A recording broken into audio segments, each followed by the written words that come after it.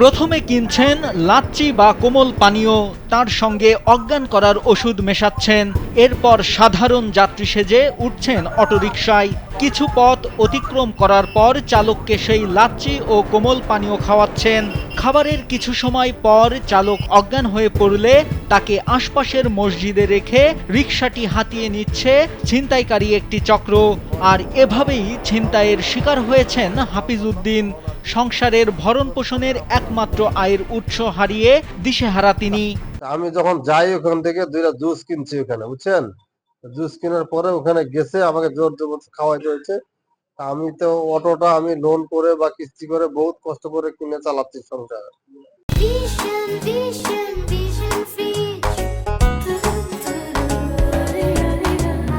আর আমার অটোটা হারায় যাওয়াতে মনে করেন যে আমি একদম পথে বসে গেছি, আমার কোনো উপায় নেই। এখন এগুলাকে অটো চোর গুলাকে দ্রুত ধরে একটু শাস্তি বা যে কোনো একটা কিছু করলে খুব ভালো হয় আর কি। শুধু হাফিজ উদ্দিন না, তার মতো একই কায়দায় অটোরিকশা ছিনতাই হয়েছে আর এক চালক নিজামুদ্দিনেরও। ছিনতাই হওয়ার এক সপ্তাহ পেরিয়ে গেলেও এখনও শারীরিকভাবে অসুস্থ তিনি। 4 সদস্যের পরিবার নিয়ে ধার দেনা করে চালাচ্ছেন সংসার। একা করতে পারেন না হাঁটাচলা, প্রায় মাথা ঘুরে তার। ভুক্তভোগী চালকদের অটোরিকশা না থাকায় মানবেতর জীবনযাপন করছেন পরিবারের সদস্যরা। অনেক দিন করে ধার করে কিনছি, কেনার পর এটা অটো আমার হারায় গেল। এখন আমার স্বামী অসুস্থ, আমি এখন কিভাবে সংসার চালাবো? আর পুলিশ প্রশাসন ইচ্ছা করলে সবকিছু করতে পারে, পুলিশ প্রশাসন করতেছে না, আমাদের সংসার অচল হয়ে যাচ্ছে। অভিনব কায়দায় এভাবে অটোরিকশা ছিনতাইয়ের ঘটনা ঘটছে ঠাকুরগাঁও পৌর শহরে। নিয়মিত এমন অপরাধমূলক কর্মকাণ্ডে উদ্বিগ্ন হয়ে পড়েছেন অটোরিকশা চালকেরা। শঙ্কা আর ভয় নিয়ে পরিবারের দিকে তাকিয়ে বাধ্য হয়ে কাজে বের হচ্ছেন তারা। আসলে আমরা এখন ভয় ভয় করে গাড়ি চালাচ্ছি। হ্যাঁ, আমাদের এখান থেকে প্রায় প্রায় অটো ছিনতাই হচ্ছে।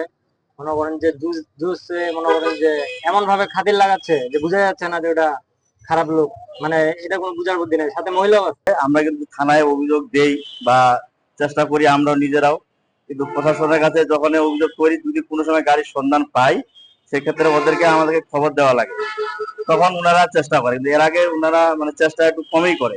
পৌর শহরে এমন বেশ কয়েকটি ঘটনায় হয়েছে মামলাও।